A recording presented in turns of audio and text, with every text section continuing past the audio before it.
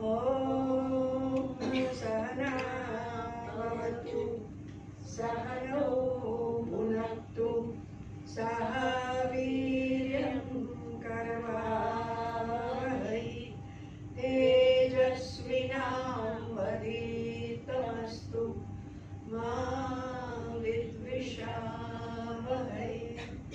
ॐ शान्ति शान्ति शान्तिः।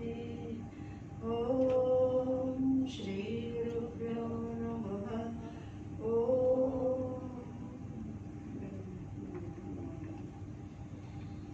ब्रह्मास्मि माला श्लोक 6 विविच्य भूतिपूर्णं तद् विचार्यं चेति पूर्णकं विलोक्यानन्दपूर्णं तद् जातो ब्रह्मास्मि तन्मयः विद्याविरोधेऽपि स्वरूपं न निवर्त्यते तत्त्वमेव तया तस्य तत्त्वं ब्रह्मास्मि संस्थितं दावेन दयते दारु रज्जुना बध्यते पशुः न स्वं किंवन्तरात्मा तु सोऽहं ब्रह्मास्मि चेतनः नश्यति इममुष्णेषु वर्षासु लवणादिकं नाहं हिमं न सामुद्रं घनं ब्रह्मास्मि कालकृत् सत्त्वं ज्ञानं सुखं स्वत्वं स्वातन्त्र्यं चेष्टामतो लिप्सा स्वाभाविकी तस्य मया ब्रह्मास्मि लिप्स्यते मया ब्रह्मास्मि लिप्स्यते। ओम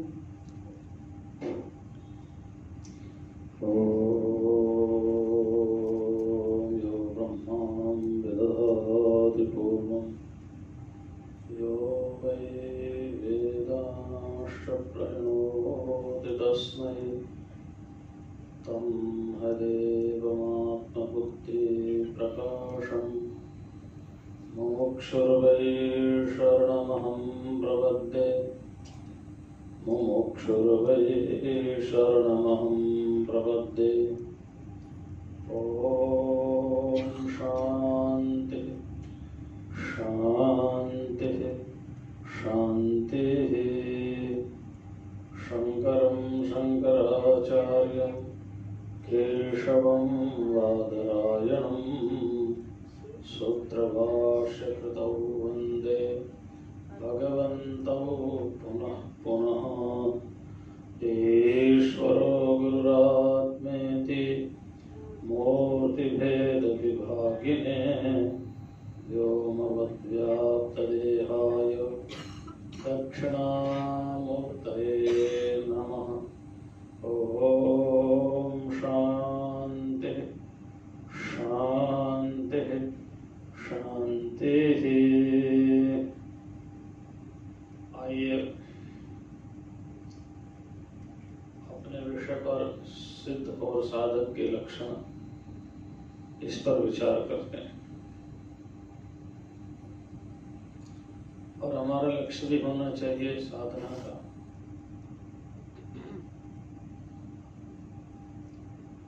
और भगवान कृष्ण ने वेदों ने उपनिषदों ने एक ही बात कही है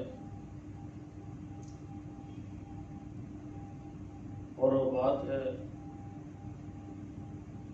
कि हम अपना आत्मकल्याण करें।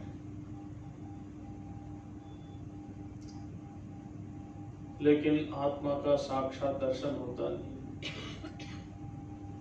दर्शन तो शरीर का होता है। एक बहुत प्यारा इसके ऊपर पर्दा डला हुआ है सोने का। सोने को संस्कृत में हिरण्य बोलते हैं। निरुक्त है वैदिक एपिटोमोलॉजी शब्दों का व्याख्या निरुक्त है। एपिटोमोलॉजी में कहा है हिरण्य को हिरण्य क्यों बोलते हैं?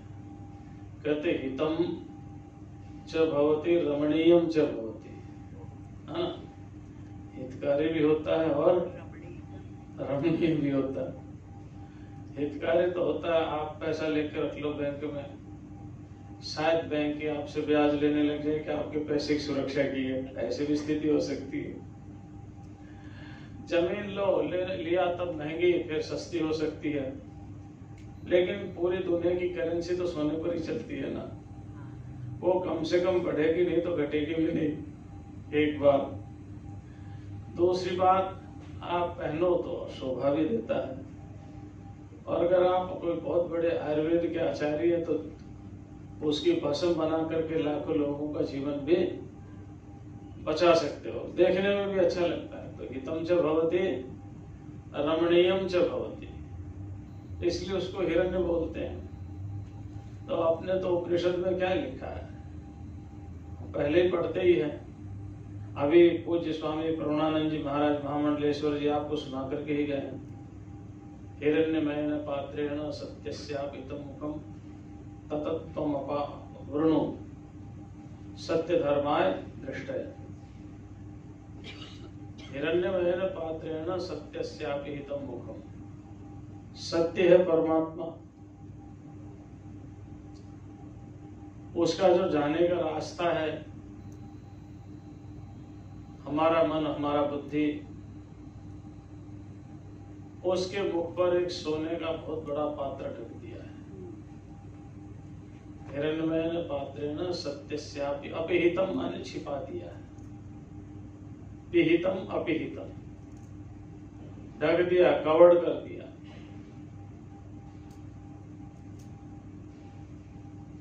जैसे अब आजकल तो क्या बताएं, आजकल तो चीजें खत्म ही हो गई।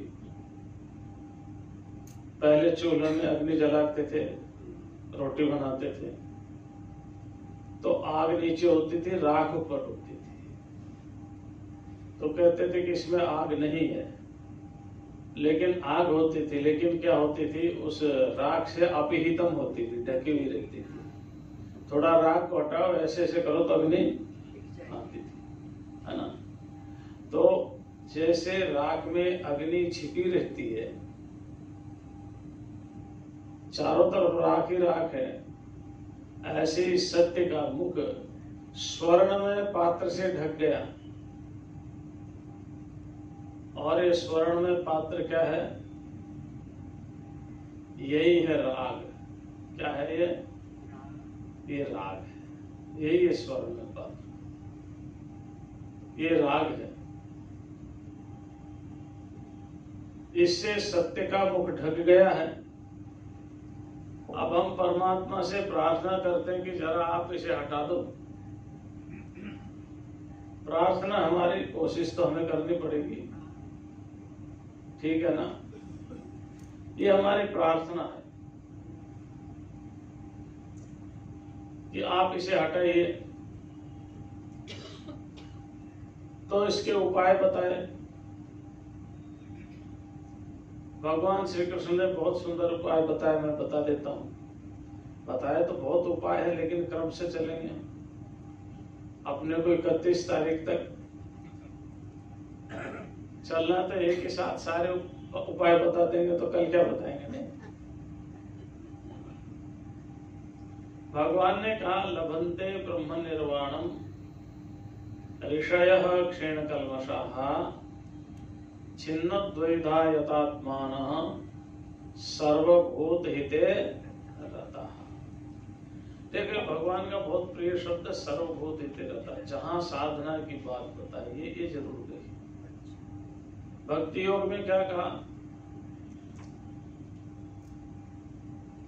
भक्ति योग में कहा संयमेन्द्रिय रामम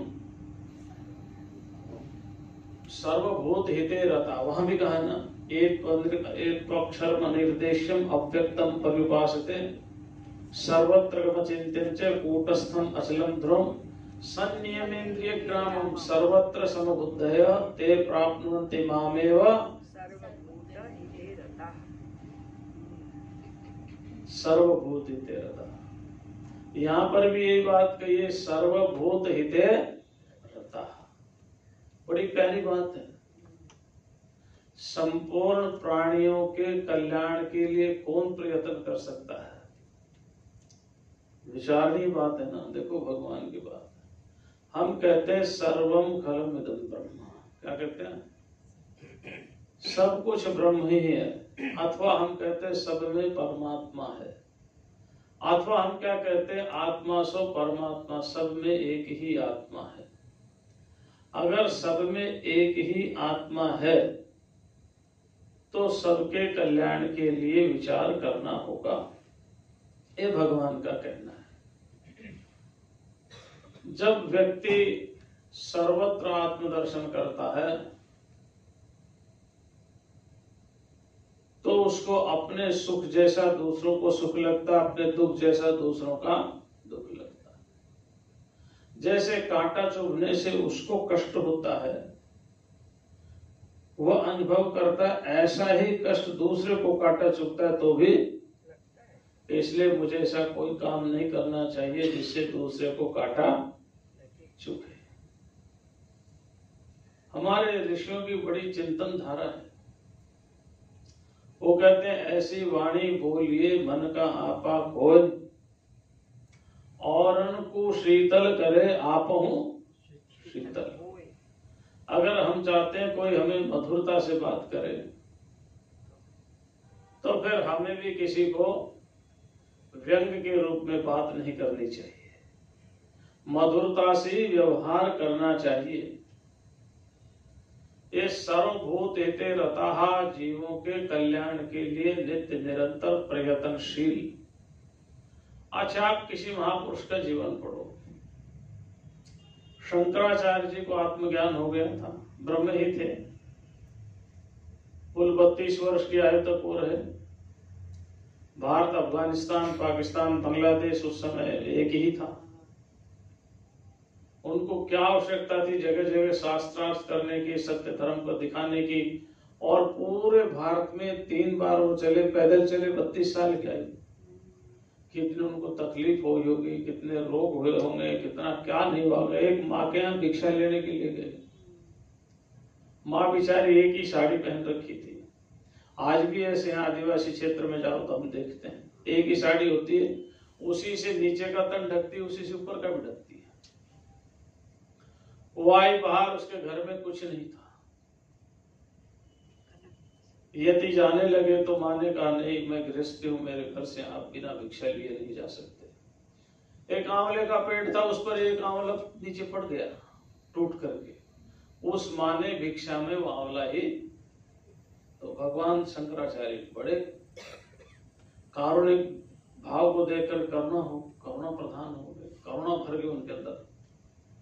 और करुणा जब भर गई उनके अंदर, उस माता के इस भाव को, इस दुख को देख करके, दुख तो था ही, कुछ भी नहीं था खाने को, और भाव भी था कि एक सन्यासी मेरे यहाँ से बिना लिए नहीं जा सकता। दोनों ही बातें थी, एक भाव भी था, एक दुख भी था। इन्हें धर्म का भी पालन किया और दुख भी। भगवान शंकराचार्य के हृदय में करुणा भर गई और उन्होंने क्या किया, कनक धारा स्तोत्र का वही निर्माण किया, और उसके बाद आंवले की तरह से उसके वहां सोना बरसने लगा।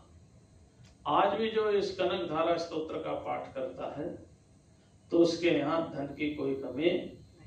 अब बताओ, ये जो आचार्य शंकर ने करुणा के भाव से लिखा कनक धारा स्तोत्र है, सच्चाई से, ईमानदारी से, विधि से आज भी पाठ करना चाहता है तो उसके आज भी धन वृद्धि होती है। कितना कल्याण किया। सर्वभूत हिते रतः, किसी बड़े आदमी के लिए तो नहीं किया, किसी राजा महाराजा के लिए तो नहीं किया। एक ऐसी माई, एक ऐसी बुढ़िया माँ जिसका कोई सहारा नहीं, जिसके यहाँ खाने के लिए नहीं, जिसके यहाँ झोंपड़ी, वो भी टपक रही होगी पानी से, सर्दी होगी तो सर्दी में वो परेशान रही होगी, लेकिन उन्होंने उसके कल्याण के लिए भी, क्योंकि उसने धर्म का पालन किया था, उसने जो एक मर्यादा थी उसका पालन किया था, इसलिए आचार्य शंकर का करुणा हृदय हो गया और एक कल्याण की बात हो गई। तो ये सर्वभूत हिते रहता है, संपूर्ण जीवों के कल्याण के लिए हम सोचें, विचार करें, कुछ करें। अच्छा, कुछ ना करें, मान लो करने में असमर्थ हो तो एक उठ करके रोज एक बात तो कर ही सकते हैं ना। प्रार्थना तो कर ही सकते ना, सर्वे भवन्तु सुखिनः सर्वे सन्तु सर्वे भद्राणि पश्यन्तु मा कश्चित् भाग् भवेत्। ये तो हम कर ही सकते हैं। हम जब 7वीं 8वीं में पढ़ते थे तब संस्कृत की एक छोटी सी पुस्तक लगी थी हमारे यहाँ। उस समय एक श्लोक था, उस समय तो वो याद नहीं हुआ, याद तो बाद में हुआ जब अच्छी तरह अध्ययन करने लगे, लेकिन सबसे पहले वो श्लोक हमने उसी समय पढ़ा था। वो श्लोक था अयम निजः परो वेति गणना लघुचेतसाम उदार चरितानांतु वसुधैव कुटुंबकम्। अयम निजः ये मेरा है, परः वा इति ये दूसरे का है। ये तो लघु चेतसाम जिनकी बुद्धि तुच्छ है उनकी भावना रहती है, जिनकी बुद्धि तुच्छ है उनकी भावना रहती कि ये मेरा ये पराया है। उदार चरितानांतु वसुधैव कुटुंबकम्। लेकिन जो उदार चरित हैं उनके लिए तो सारी पृथ्वी ही उनका अपना परिवार है। ये एक साधक को भावना करनी पड़ेगी कि सारी पृथ्वी ही उनका अपना परिवार है। यद्यत्र विश्वम भवत्येकनेडम, वेद में लिखा है ऐसी भावना करो जहां सारा संसार एक घर बन करके रह जाए। हमारी अभी जो हुआ था G20 का हुआ था ना, क्या हुआ था वो समिट, उसमें टॉपिक यही था वसुधैव, कितना सुंदर टॉपिक था वो, वसुधैव कुटुंबकम्। तो ये सभी जीवों के कल्याण की हमें भावना रखनी चाहिए, सभी जीवों के कल्याण की, क्योंकि जब तक आप सब में आत्मा का दर्शन नहीं करेंगे तब तक अंतःकरण की शुद्धि होगी नहीं, राग द्वेष बना रहेगा। तो भगवान को बहुत प्यारा है सर्वभूतिते रतः।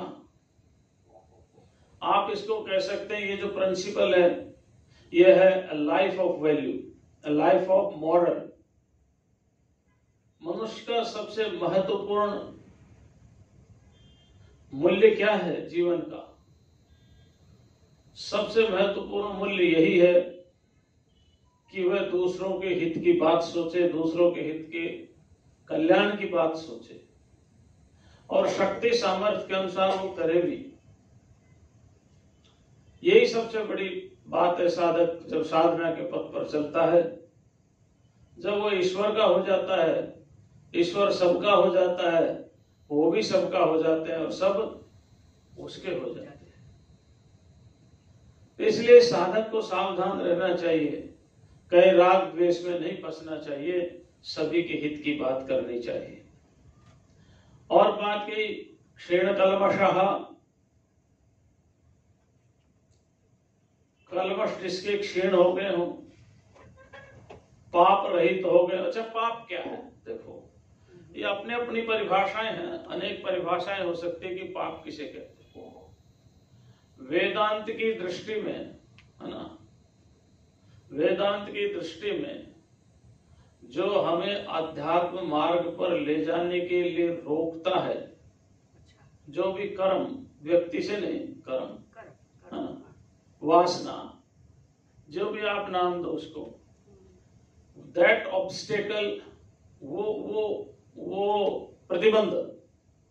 वो प्रतिबंध जो हमें अध्यात्म के रास्ते पर ले जाने से रोकता है, उस प्रतिबंधक का नाम पाप है। समझ गए? ये पाप क्या है, इसके अनेक परिभाषाएं दी जाती है। ठीक है, तो यहाँ पर एक साधना करने के लिए जा रहा है, आत्म कल्याण के लिए, आत्मोत्थान के लिए, आत्मोद्धार के लिए। तो जो आत्मोद्धार के लिए वो करने जा रहा है, तो इस आत्मोद्धार के रास्ते में, इस आत्म कल्याण के रास्ते में जो विचार, जो कर्म, जो वासना, जो कुछ भी इसके मार्ग को अवरुद्ध कर रहे, उस अवरुद्ध करने वाले विचार का नाम, उस कर्म का नाम, उस वासना का नाम अथवा उस साथी का नाम, जो कुछ भी आप लेते उसका नाम पाप है, उसका नाम पाप है। तो इसलिए पाप को लेकर के जो अनेक परिभाषाएं दी हैं वो संदर्भ के अनुसार भिन्न भिन्न हैं। यहां एक साधना के लिए पाप क्या है भाई? जो ईमानदार से बताओ, साधना के रास्ते पर चल गया, वो चोरी करना तो बंद कर दिया, पाप कहां से करेगा? लूटना बंद कर दिया, मर्डर करना बंद कर दिया, झूठ बोलना बंद कर दिया, सारे तो उसने बंद कर दिए जिसको हम पाप कहते हैं। फिर उसके लिए पाप क्या है? नहीं समझे?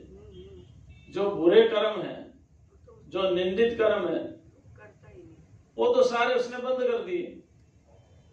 अब वो कर ही नहीं रहा, तब उसके लिए पाप क्या बचा? अब पाप यही बचा कि मन के अंदर रहने वाले जितने विकार है ना, वो पाप है, वो भी क्षीण हो जाए। हम प्रार्थना तो करते हैं, विश्वानि देव सवितर दुरितानि परासु यद भद्रम तन्न आसु। तो जितने दुरित है, दुरित, ये जितने भी दुरित है, इसका नाम पाप है। जो हमें कल्याण के मार्ग में आगे बढ़ने से रोक रहे हैं, जो हमारे सामने पिलर की तरह से, स्तंभ की तरह से, दीवार की तरह से खड़े हो गए हैं, इतने प्रबल हो गए कि हम करने चले थे साधना, आए थे हरिभजन को और होटल लगे कपास। ये सारे के सारे पाप हुए। बैरागी दूनी लागी, फिर मठ बनाए, आश्रम बनाए, चेले बनाए, है ना, बड़े बड़े, एक आश्रम से नहीं काम चला, 2 बनाए, 10 बनाए, 10,000 गाय पाल ली, अब उनके लिए मामू। तो ये जो जितने भी कामनाएं, इच्छाएं, वासनाएं हैं, ये सारे के सारे साधक के लिए, एक गृहस्थ जीवों के पालन नहीं करता है तो उसका वो धर्म है। गो पालन करना, गो सेवा करना, गौशाला का संचालन करना, साधु का काम प्रेरणा देना है, गृहस्थ का काम उसकी व्यवस्था करना है। ध्यान रखना, साधु व्यवस्था करने लग जाएगा तो अपनी साधना से भटक जाएगा। अगर साधना से भटक जाएगा तो उसमें वो शक्ति कम हो जाएगी, जिस शक्ति के कारण उसने अब तक गौ सेवा के लिए इतने लोग तैयार किए, इतना धन तैयार किया, इतना मकान तैयार किया, वो शक्ति उसकी क्षीण हो जाएगी। इसलिए साधक अपने साधना की शक्ति से सेवा करे और गृहस्थ अपने तन मन धन से सेवा करे। साधक का काम है प्रेरणा देना, यही काम उसका। इसलिए ये क्षीण कल्मषा है, बड़े भारी ये सब चीजें होती है। सूक्ष्म जगत अपने आप में बहुत बलवान होता है, बहुत बलवान होता है। देखो, एक कथा है, भागवत की कथा तो आप सब जानते हैं, 50 साल से सत्संग कर रहे हैं। ये तो एक जब जिस समय परीक्षित को आत्मस्वरूप का बोध हो गया, दूसरे स्कंद में ही वहां लिखा आत्म भावम दृढ़म गतः, लिखा हुआ है। आत्म भाव यानी मैं ही ब्रह्म, इस भाव को प्राप्त हो गए, आत्म भावम दृढ़म गतः। फिर परीक्षित ने विचार किया, 7 दिन है तो कालक्षेप तो करना ही है, चलो कथा सुन करके ही करें, अच्छा काम करना चाहिए। तो आपको भी ज्ञान तो हो गया, अब तो कालक्षेप है भाई, जितनी जिंदगी उतना सत्संग करके बिताएं। तो एक कथा है, देखिए कथा है, कहाँ हमारा पाप किसे कहते हैं। मेरा मतलब पाप से कोई दुष्कर्म दुष्चरित्र से नहीं है, यहाँ इस संदर्भ में है ना। किसी संदर्भ में जब तक वहां से नहीं हटेंगे तो ये यहाँ तक आएंगे नहीं। आप साधक चूंकि उनसे दूर हो गए, उनसे हट गए, इसलिए उनकी चर्चा करना ही यहाँ कोई काम का नहीं है।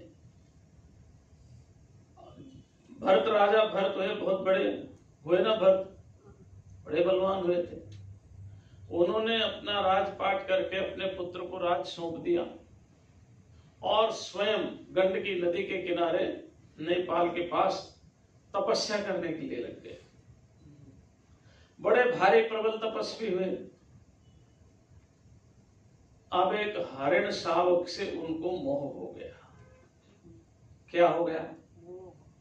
वो मोह उनको कहां लेकर के गया? 2 जन्म और लेने पड़े। तो साधना में प्रतिबंधक हुआ या नहीं? क्या हुआ प्रतिबंधक? मोह।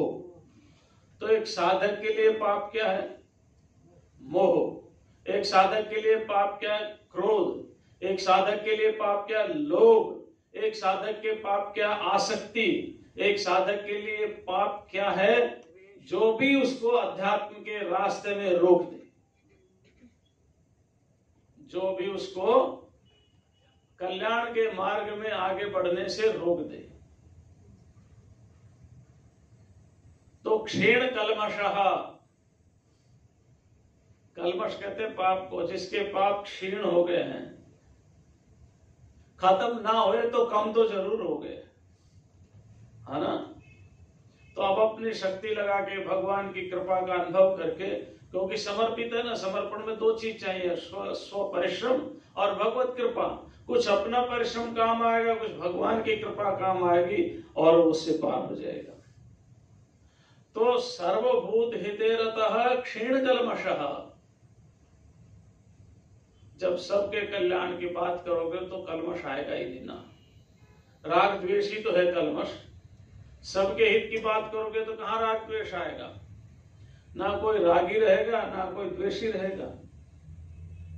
और बहुत सुंदर बात की, लभन्ते ब्रह्म निर्वाणम ऋषयः क्षीण कल्मषः छिन्नद्वैता यतात्मानं सर्वभूत हिते रतः। यतात्मानः, आहा, यत माने संयुक्त है जिसका, जो नित्य निरंतर ब्रह्म चिंतन में लगा हुआ है, नित्य निरंतर संयतेंद्रिय है, संयतेंद्रिय है, जिसने अपने इंद्रिय ग्राम को, ग्राम माने समूह, ग्राम माने जिन्होंने अपने इंद्रिय ग्राम को अपने वश में कर रखा है, उसको संयत आत्मा कहा है। आत्मा का अर्थ यहां मन से है, देह से है, क्योंकि आत्मा का जो चेतन उसका तो संयम होगा नहीं। संयम किसका होता है? मन का होता है, बुद्धि का होता है, इंद्रियों का होता है, शरीर का होता है। आप एक आसन पर बैठने का अभ्यास करें, शरीर का संयम है। आप प्राणायाम करें, ये प्राण का संयम है। प्राणायाम से आप मन निरोध करें तो मन का और इंद्रियों का संयम है। ये संयम है। जो संयमित है, युक्ताहार विहार से युक्त चेष्ट से कर्मसु युक्त स्वप्नावबोध से योगो भवति। जो युक्त है, संयत है, जिसका मन अपने वश में है, जो अपने मन के अनुसार चलता नहीं है, मन जिसके अनुसार चलता है। मनः प्रग्रहमेव च, कठोपनिषद में लिखा ना, आत्मानं रथिनं विद्धि। शरीरम, शरीर रथ है, आत्मा रथी है। इंद्रियां घोड़े हैं, विषय उनके चलने के स्थान है, मन लगाम है। तो ये जो मन लगाम है, ये किसका लगाम है? लगाम माने उसको क्या कहते हैं? रस्सी, जो घोड़े को चलाती है। मतलब mind is a steering of a car. Now steering should be in your hand. You drive your car according to yourself. जहां तुम जाना चाहते हो वहां चलाओ, स्टीयरिंग जिधर ले जाना चाहे उधर गाड़ी को मत ले जाओ। अब रस्सी तो रही नहीं, घोड़े तो रही नहीं जो लगाम की व्याख्या करें। अब तो स्टीयरिंग आ गए सबके पास। तो आप अपने स्टीयरिंग को संभाल के रखो। अगर स्टीयरिंग नहीं संभला तो फिर पता नहीं क्या होगा। आप देखते हो कई गाड़ियों का चलती चलती का स्टीयरिंग फेल हो जाता है, उनका क्या हाल होता है? ब्रेक से वहीं रुक गए तो रुक गए, नहीं पीछे वाला आके टक्कर मारेगा, नहीं तो खड्डे में इधर उधर ही जाके गिरते हैं। चलते चलते स्टीयरिंग खराब हो जाता ऐसे कभी कभी साधना में चलते चलते भी स्टेयरिंग खराब हो जाता है। क्या खराब हो जाता है वहां? देखो ये देख ध्यान रखना, वहां कौन क्या खराब होता है? वहां कोई सिद्धि मिल जाती है, वहां कोई सिद्धि मिल जाती तो अटक के रह जाता वो, उसका ध्यान, ड्राइवर का ध्यान सिद्धियों में चला जाता है। सुंदर बगीचा, ठंडी हवा आ रही थी और सूर्य का प्रकाश प्रातः काल था, पर्वत के ऊपर से ऐसा लग रहा था जैसे सोने का गोला हो, सामने हरियाली हो, और गाड़ी चलाने वाला का ध्यान चला गया, स्टेयरिंग उसके हाथ में नहीं रहा, स्टेयरिंग कहीं और चला गया। ऐसे ही साधना कर रहे थे, बड़ा आनंद आ रहा था, बड़ा अच्छा लग रहा था, पता नहीं कहां से कोई एक सिद्धि आ गई और फिर उस सिद्धि में अटक करके रह गए। तो ये जो है ना, ये स्टेयरिंग अपने हाथ में होनी चाहिए। मन पर संयम होना चाहिए, इंद्रियों पर संयम होना चाहिए। यतात्मानः और ऋषयः, ऋषि किसे कहते हैं? मंत्रद्रष्टा। एनलाइटनमेंट। देखो आपने बहुत अच्छी बात कही। हमारे एक निरुक्त पुस्तक है, हमने तो उसको पूरा याद किया था एक समय, पूरा निरुक्त याद था हमें, है ना। पुस्तक का नाम तो निघंटू है और उसके ऊपर टीका, उसका नाम निरुक्त है ना। तो निरुक्त में एक बात लिखी, ऋषयो मंत्र दृष्टा, एक बात। दूसरी बात वही लिखी है, साक्षात कृत धर्माणा ऋषयो बभूवु। साक्षात कृत धर्माणा ऋषयो बभूवु। खैर अब हम उन दोनों की व्याख्या यहां नहीं करेंगे क्योंकि वो कॉन्टेक्स्ट यहां नहीं है। यहाँ साक्षात कृत धर्म का अर्थ क्या है, अगर आप गहराई से समझना चाहो तो समझो लो, मानो ये पुस्तक है। ये क्या है? पुस्तक है। इसके मूल में पृथ्वी है, लेकिन पृथ्वी क्या है? समझ रहे हैं? पृथ्वी क्या है? सूक्ष्म जो गंध है वो क्या है? तन्मात्रा क्या है? उसकी भी गहराई में जो ज्ञान जिसका चला जाए। यदि आपने कभी वैशेषिक दर्शन का नाम सुना है? किसने लिखा है? याद नहीं ना? थोड़ा थोड़ा और भी चीज याद कर लिया करो, सब सहायक है हमारे। सारे ग्रंथ हमारी साधना में सहायक है। वैशेषिक दर्शन लिखा महर्षि कणाद ने, और उसमें उन्होंने कहा कि एक परमाणु किसे कहते हैं? परमाणु। तो उन्होंने परमाणु की एक परिभाषा दी,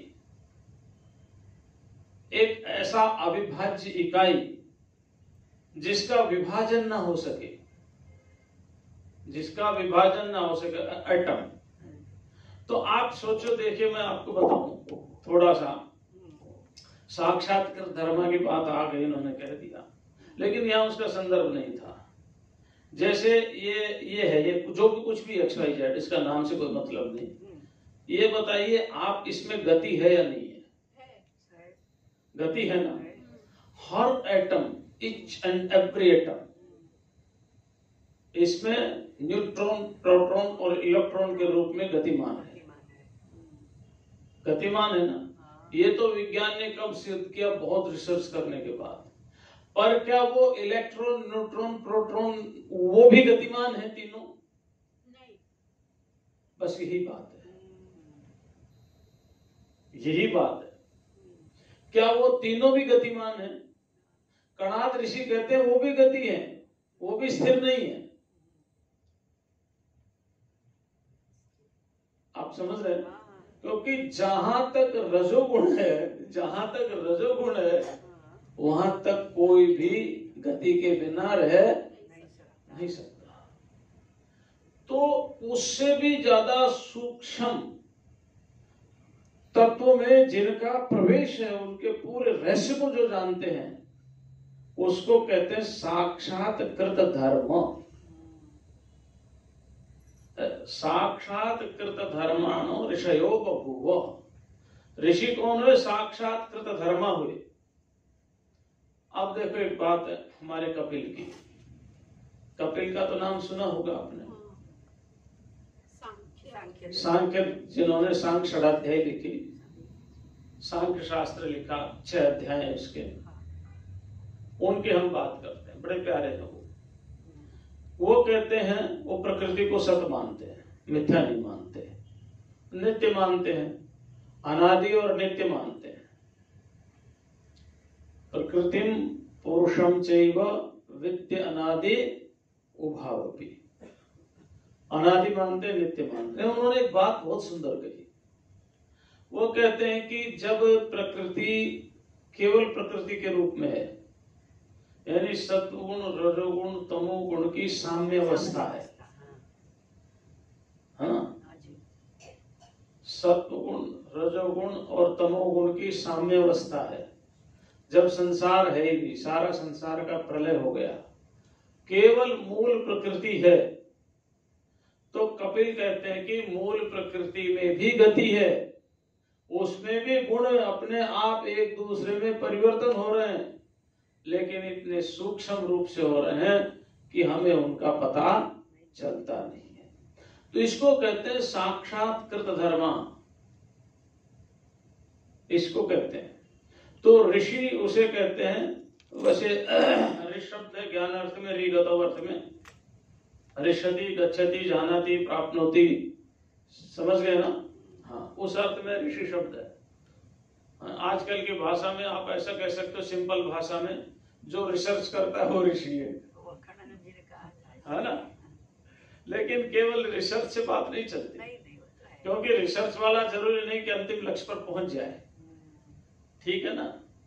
रिसर्च वाला जरूरी नहीं कि अंतिम लक्ष्य पर पहुंच जाए। एक बात, अगर अंतिम लक्ष्य पर पहुंचा तो ये गारंटी नहीं कि उसका रिसर्च एज इट इज ही रहेगा या आगे इसमें कोई बदलाव भी आएगा, ठीक है ना? हो सकता है दूसरा कोई दूसरा रिसर्च करे, वो कहते नहीं ये ठीक नहीं है, इसके आगे भी है कुछ। लेकिन ऋषि उसे कहते हैं जो पूर्ण सत्य को प्राप्त हो गया है, जो पूर्ण सत्य को प्राप्त हो गया उसको ऋषि कहा गया है। तो ऋषयः माने जो ज्ञान स्वरूप है ना? कैसे हम वो ऋषि, अब ऋषि की विशेषता दी है, छिन्न द्वैधा, ये बड़ी प्यारी विशेषता है। हमें बहुत डाउट्स रहते हैं, संदेह रहते हैं, बहुत संदेह रहते हैं। चलो और संदेह की बात तो बाद में करेंगे, पहले वेदांत के संदेह देखते हैं क्या क्या रहते हैं, है ना? ये साधक है ना, अब साधक की बात कर रहे हैं, फिर योग दर्शन के साधक की बात करेंगे, उनमें क्या क्या संदेह रहते हैं ना। पहले अपनी बात करते हैं। देखो, सबसे पहली बात, आपने क्या पढ़ा? मैं ब्रह्म हूं। क्या पढ़ा? ईमानदारी से बताना। कभी आपका मन ऐसा पक्का विश्वास है कि मैं ही भगवान हूं? कितने साल से पढ़ते आ रहे हैं, आप कहते हो कि नहीं मैं तो भगवान हूं। ये संशय हमारा दूर हुआ 50 साल से। तो ईमानदारी की बात है, मतलब ये सब हम अपने रास्ते पर चल रहे हैं ना, तो अध्यात्म की बात करने, तो अभी हमारा ही विश्वास नहीं हुआ कि हम मतलब भगवान हैं। क्यों? क्योंकि हम सुख दुखी होते रहते हैं। क्या होते रहते हैं? सुखी दुखी होते रहते हैं। और उपनिषद में बहुत सुंदर बात कही। नारद जी गए सनत कुमार जी के पास और कहने लगे मुझे तो आप आत्मा का ज्ञान दो। सनत कुमार जी ने कहा आप क्या क्या पढ़े हो? तो बता दिया, सब कुछ बता दिया। आपने सब सुन रखा है, इसलिए व्याख्या नहीं करेंगे। तो उन्होंने कहा आपको ज्ञान तो है, कहते हैं मंत्र विद्या अक्षर विदेव हम अस्मि नात्मविद। मैं तो महाराज खाली रट रखा है, आत्मा को नहीं जानता। कैसे रट रखा है कि कबूतर है ना, कबूतर क्या कहते हैं उसको? यहाँ कबूतरी बोलते होंगे ना? कबूतरी। हाँ ठीक है, फिर चले भले। हाँ। जो कबूतर हैं या पक्षी हैं, चिड़िया है, उनको बहेली आता था और पकड़ करके ले जाता था, मार के खाता था। तो एक दिन उन्होंने पंचायत की और पंचायत में कहा कि भाई कैसे बच सकते हैं। बहुत देर तक विचार विमर्श चलता रहा। बहुत देर तक विचार विमर्श चलने के बाद एक बूढ़ा पक्षी था, उसने कहा भाई एक मंत्र में देता हूं, मंत्र है ना, वो मंत्र रट लो तो तुम बच जाओगे। बोला मंत्र दो। तो बोला मंत्र ये है कि बहेलिया आएगा, दाना डालेगा, जाल बिछाएगा, लेकिन फंसना नहीं। सबने मंत्र रट लिया। बहेलिया आया और देखा तो सब मंत्र बोल रहे थे। बहेला माथा पकड़ के बैठ गया कि आज तो मैं और मेरा परिवार भूखा मरेगा। कोई रास्ते से जा रहा था, बोले क्यों दुखी हो? बोले देख नहीं रहे क्या मंत्र बोल रहे हैं, मैं क्या खाऊंगा, मेरा परिवार क्या खाएगा, हम तो भूखे रह जाएंगे। अरे तो एक बार दाना डाल के तो देख, जाल बिछा करके तो देख। आखिर वापस जा ही रहा था, उसने सोचा ये भी काम कर लेते हैं।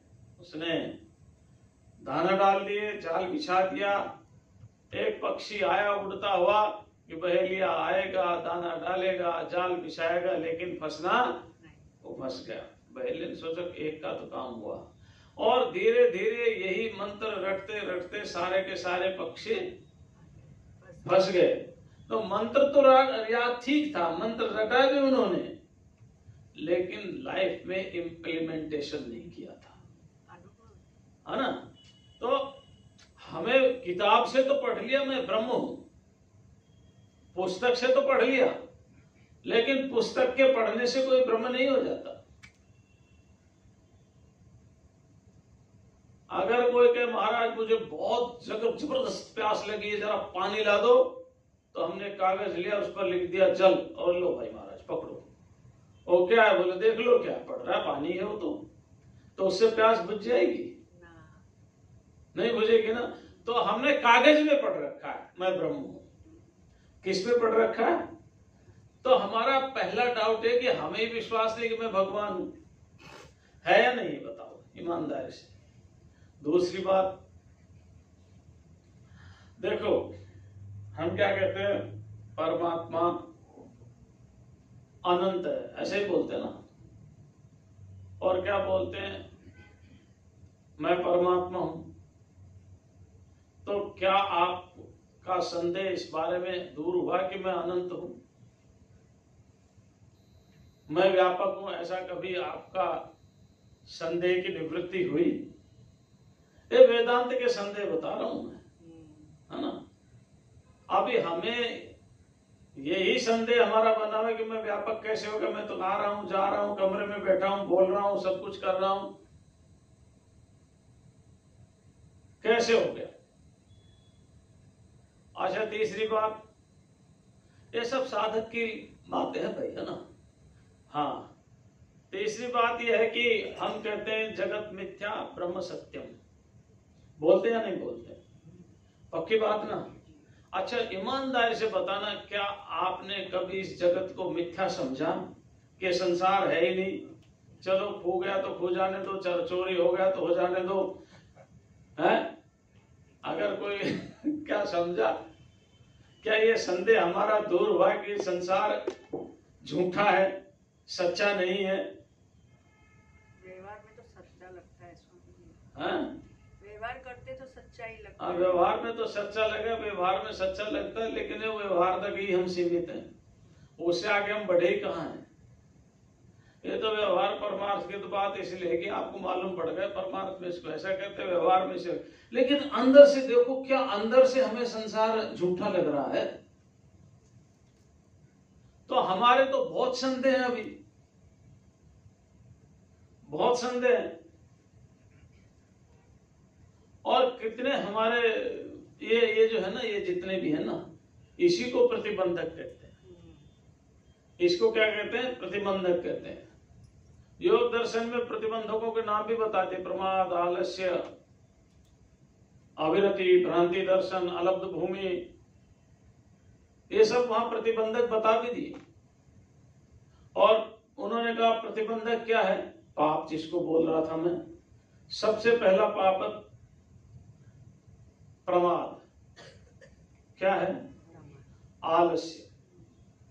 आज करेंगे, कल करेंगे, अरे ठीक है सब ब्रह्म ही तो है, कर लेंगे क्या है ना, सब ब्रह्म ही तो है, कर लेंगे क्या है।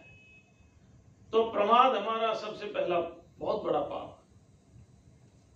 क्या लिखा? आलस्य ही मनुष्याणाम महान रिपु। सबसे बड़ा शत्रु मनुष्य का कौन है? आलस्य। तो हम आलस्य करते हैं। और क्यों करते हैं आलस्य? हम इसलिए आलस्य करते हैं कि हमारे अंदर के अभी संशय बने हुए, पता नहीं भगवान मिलेगा या नहीं मिलेगा, पता नहीं ये रास्ता सही या नहीं है, चल तो पड़े, अब जाना है किधर ये मालूम नहीं, चल तो पड़े हम, लेकिन कहां पहुंचेंगे, कहां जाएंगे ये मालूम नहीं, इसमें संदेह बना हुआ है। तो छिन्न द्वैधा, जिनके संशय छिन्न हो गए। क्या हमारे संशय छिन्न हुए? हम तो अपनी बात करते हैं, हम सब साधक है ना, हम सब साधक है। क्या हमारे संशय छिन्न हुए? क्या हमने आलस्य को, प्रमाद को एकदम छोड़ दिया? क्या हम सदा सजग हैं? क्या हम सदा सजग हैं? क्या हम सदा सावधान हैं? क्या हम निरंतर अपने लक्ष्य के प्रति गतिमान हैं? क्या रोज उठ करके हमें अपना लक्ष्य याद आता है? क्या सोते समय हमें अपना लक्ष्य याद आता है? अगर हमें अपना लक्ष्य याद आता है तो उसके लिए हमने किया क्या? ये बड़ी विचित्र बात है। करें भगवान मिले हमें, ऐसा हमारा दिमाग रहता है। साधना करो जी, भगवान की इच्छा होगी तो हो जाएगी, भगवान की मर्जी होगी तो हो जाएगी। अरे भाई सत्संग में आओ, अभी भगवान की इच्छा नहीं होगी आने की। जब तुम पाप कर्म करते हो तब तो भगवान की मर्जी लेकर के नहीं आते, झूठ बोलते हो तब लेकर के नहीं आते, चोरी करते हो तब लेकर के नहीं आते। ये जितने भी दुरित होते हैं इनमें तो भगवान को नहीं लाते बीच में। अगर उनको भी ले आते थे, करते ही नहीं ना, करते ही नहीं। लेकिन हमने अपने मन को ऐसा बना लिया, जहां श्रेष्ठ कर्म होगा, जहां उत्तम कर्म होगा, वहां नहीं जाएंगे तो भगवान की इच्छा नहीं थी इसलिए नहीं गए। और दूसरी जगह वहां भगवान की इच्छा को लेकर के, ये हमारा, ये जो है ना, ये हमारा सबसे बड़ा शत्रु है, सबसे महान रिपु है। अब ये प्रेमपुरी आश्रम है, कितना सुंदर आश्रम है, कितने मुख्य स्थान पर है, हार्ट ऑफ बॉम्बे है, कितनी सुंदर व्यवस्था कर रखी है, बढ़िया एसी हॉल है, बढ़िया कुर्सियां डली हुई है, अच्छे से अच्छे संत महापुरुष विद्वान यहाँ पर आते हैं। लेकिन यहाँ कोई नहीं आएगा। क्यों? पूछो तो कहेंगे भगवान की इच्छा नहीं है। अच्छा, एक और गलत बात हमारे यहाँ ठूस दी गई है, अरे अभी तुम्हारी उम्र ही क्या है सत्संग की, मतलब अभी उम्र कुसंग की है उसकी। इसका मतलब यही हुआ ना भाई, इसका मतलब तो यही हुआ। लोग कहेंगे अरे अभी तुम्हारी सत्संग की कहाँ उम्र है, इसका मतलब अभी कुसंग की उम्र है, जब बूढ़ा हो जाएगा जब सत्संग की उम्र होगी। क्या हुआ इसका मतलब? एक दिमाग में ठूस दिया, अरे सत्संग तो सदा ही कल्याणकारी होता है, और जितनी जल्दी मिल जाए उतनी जल्दी अच्छा रहता है। लेकिन एक भय बन गया, कहीं सत्संग में चला गया और घर परिवार छोड़ करके चला गया तो एक व्यक्ति आया, बोले महाराज मैं सत्संग में रोज आता हूं, मुझे 10 साल हो गए आते हैं, आज मैं तो जा रहा हूं, मेरे बच्चे आएंगे, थोड़ा बैराग की बात कम करना। क्यों? बोले कहीं आपका बात सुन करके वो घर छोड़ गए तो। हमने कहा 10 साल से तुम सुन रहे, तुम्हें तो बैराग नहीं हुआ? बोले नहीं मैं तो समझदार होगा, मुझे तो जितना लेना उतना ही लेता हूँ, बाकी सब छोड़ देता हूँ। हमने कहा सब छोड़ ही दे तो फिर लेते कुछ नहीं। तो ये जो कर्ण रस बना लिया ना हमने, सुनने को भी कर्ण रस बना लिया, कानों को अच्छा लगता है बस इसलिए सुनते हैं, करना नहीं है। करेगा तो परमात्मा, करेगा तो परमात्मा, ये भी एक आलस्य है। कृपा होगी तो करेंगे। कृपा होगी तो करेंगे। अरे कृपा कम है, तुम्हें मनुष्य बना दिए, कृपा कर्म है। मनुष्य बना करके तुम्हें अच्छी बुद्धि, अच्छा मन, अच्छा शरीर दे दिए, कृपा कम है।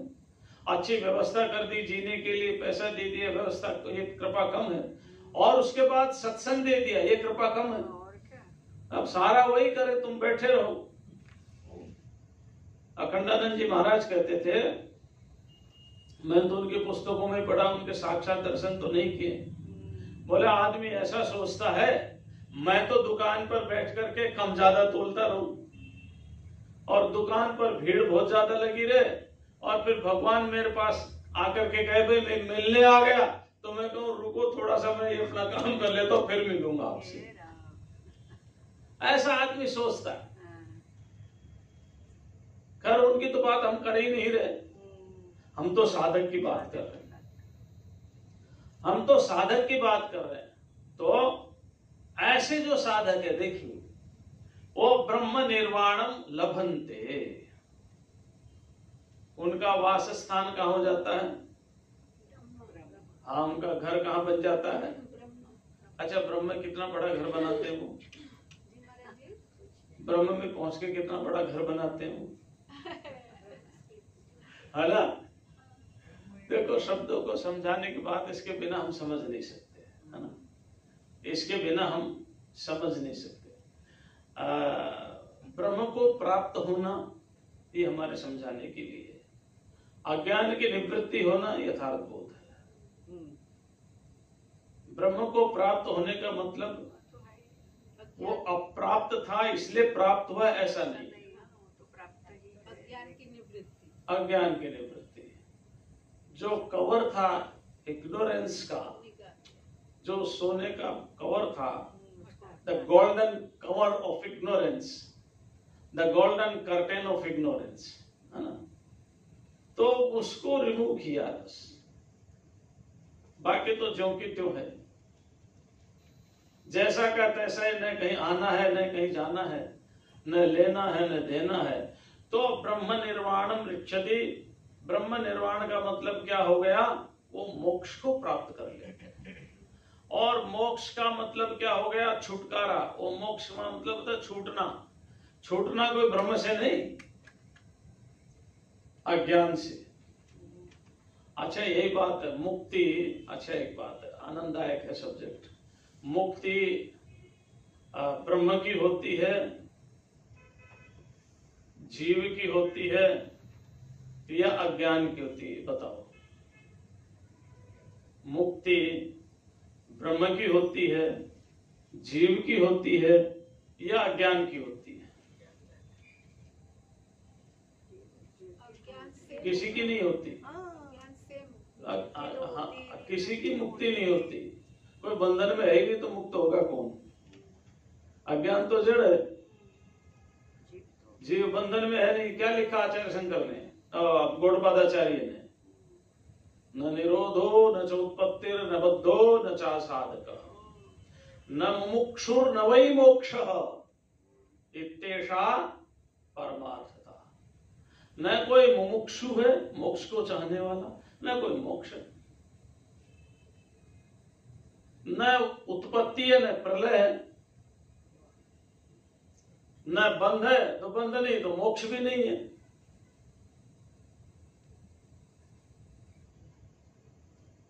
न निरोधो न चोत्पत्ति, प्रलय नहीं है, उत्पत्ति भी नहीं है, न बंधो न साधक, कोई बंधन बंध भी नहीं, कोई साधक भी नहीं। लेकिन ये किसके लिए नहीं है भाई? ये हमारे आपके लिए नहीं है, ये सिद्ध के लिए। किसके लिए है? सिद्ध के लिए। न बंधन है न मुक्ति है,